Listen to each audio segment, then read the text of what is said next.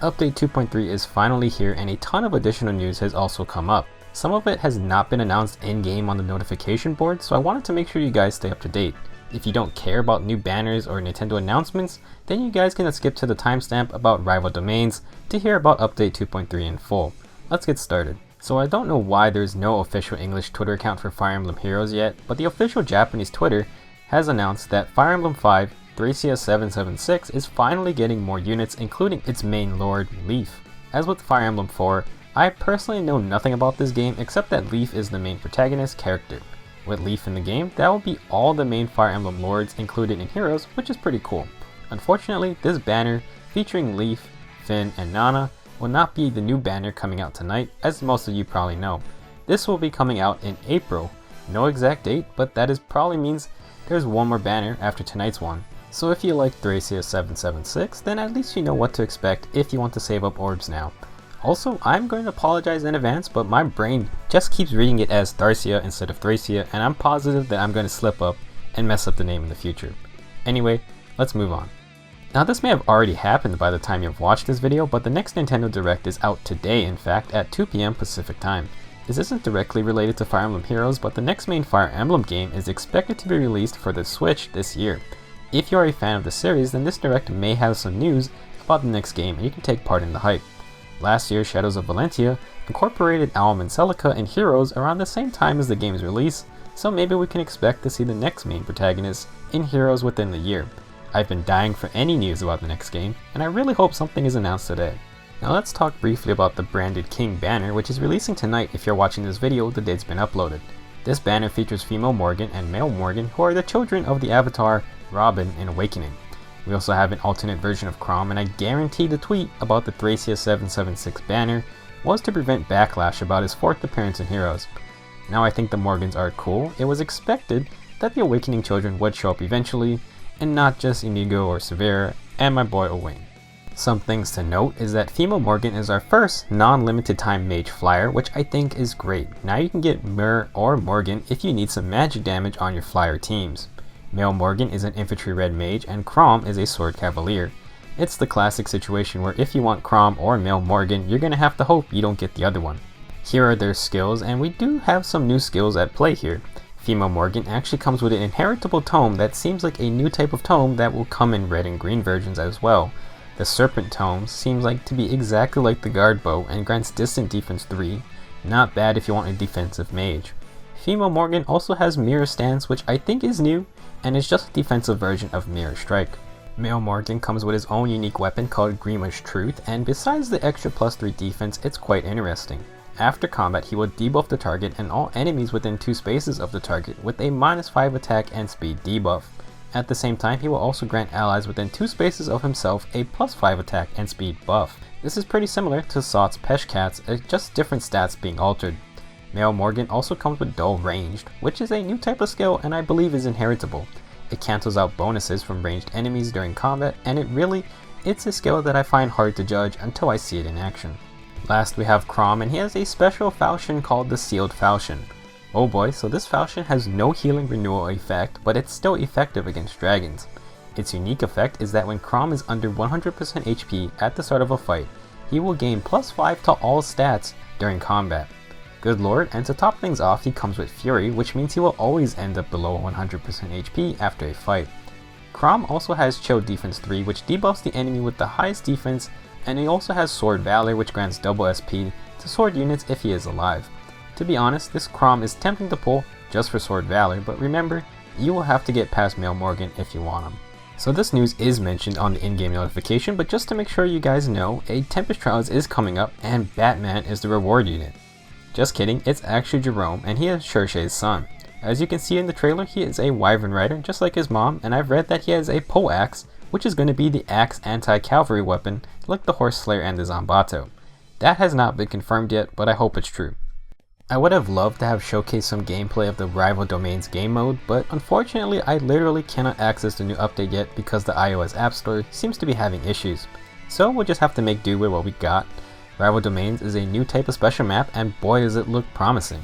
So you get to draft 20 units into a brigade, and you can even pick units from your friends list, which is pretty amazing. Also, I really doubted Intelligent Systems would expand the hero's map size, but the madmen did it. Rival Domains features a 10 by 8 sized map, and you can have up to 8 controllable units on the field at once. The goal of Rival Domains is to defeat enemies and destroy objectives, with everything contributing to a final score. Score high enough and you get rewards. Here we can see the expanded map, and I've read that some people think it's a bit tiny. It looks okay to me, but I'll have to test it out for myself. Rival Domains last for 10 turns, and you must make your way to the enemy fortress, which is in the top right of this map, and your own fortress is in the bottom left. There are also intermediate camps that act as the first line of defense, and you can attack them 2 times to capture them. Once captured, you gain control of it, and this is important because of those circular patterns on the ground. So around the camps and fortresses, you have these circles, and they act as spaces where you can teleport to any other similar space on the map. You will need this because the enemy has reinforcements that will constantly spawn from their fortress, and if you lose units to battle, you get your own reinforcements from the 20 units you picked. You see? By capturing the enemy camp, you can continue the assault on the enemy fortress and teleport your own troops to the front line. The mode ends after 10 turns, or if you can destroy the enemy fortress by attacking it 3 times. Again, this mode looks fun, but I myself haven't played it yet. If you're on Android, let me know what you think of Rival Domains, and I've read mostly positive feedback about it so far. Next is the Blessed Gardens, and again, I can't show gameplay because I can't get the update. The concept of the Blessed Gardens is that you can only bring in teams that consist of legendary heroes or units with blessings on them. Also, you can only enter the garden with units that correspond to the correct element type. For example, to enter the Water Garden, you can use Fjorm and other allies with the Water Blessing. First time entry gets you 4 Water Blessings, so you can immediately play, and you will be able to earn other blessings by beating the initial stages. Since I can't talk about the gameplay myself, I can at least show you what rewards await, and this information comes from the Fire Emblem Heroes subreddit, so all credit to the posters of this info. You can see that beating the Water Garden stages gives you Wind Blessings, so you can progress to the Wind Garden. Then you can go to the Earth Garden, and then the Fire Garden at the end.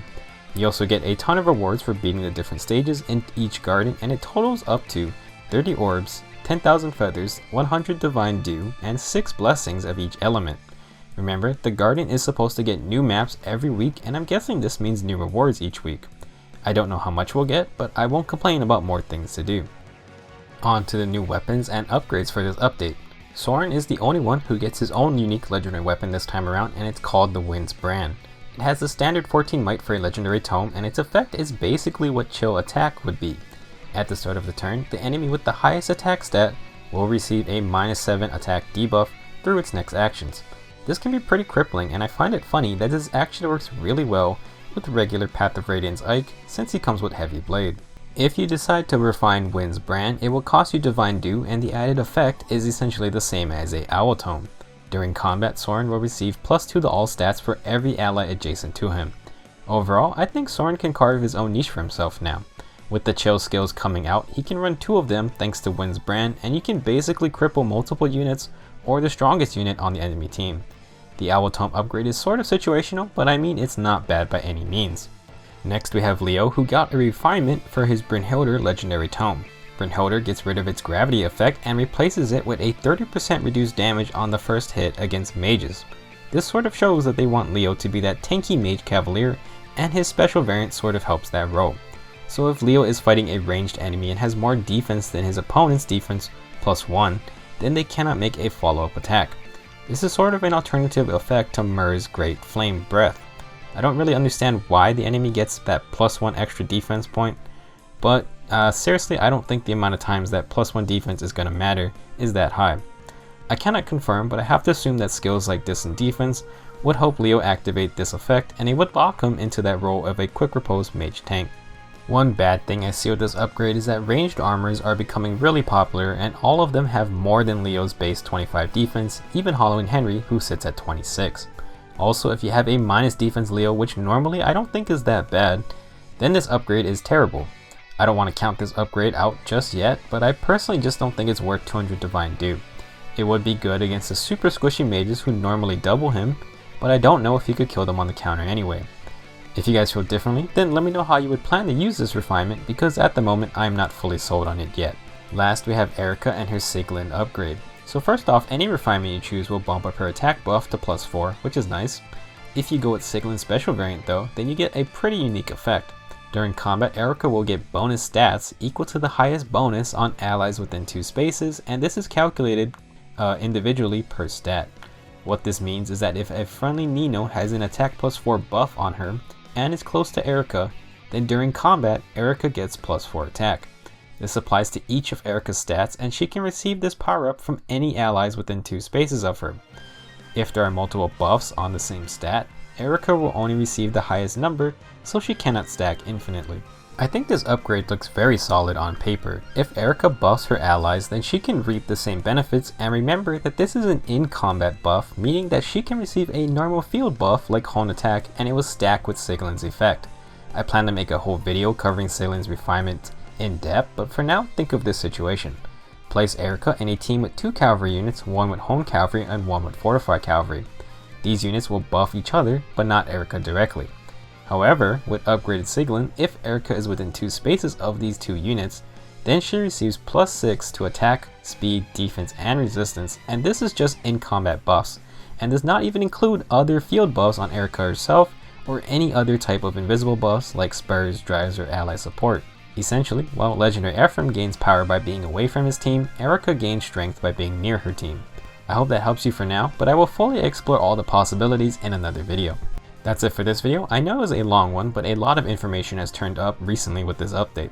How is everyone enjoying the new game modes so far? If you're on iOS like me, then maybe you haven't even gotten the chance to play with all these new features. At the time I'm recording this audio, the App Store still has not updated for Fire Emblem Heroes, so I'm sorry that I cannot give my full thoughts on the new game modes.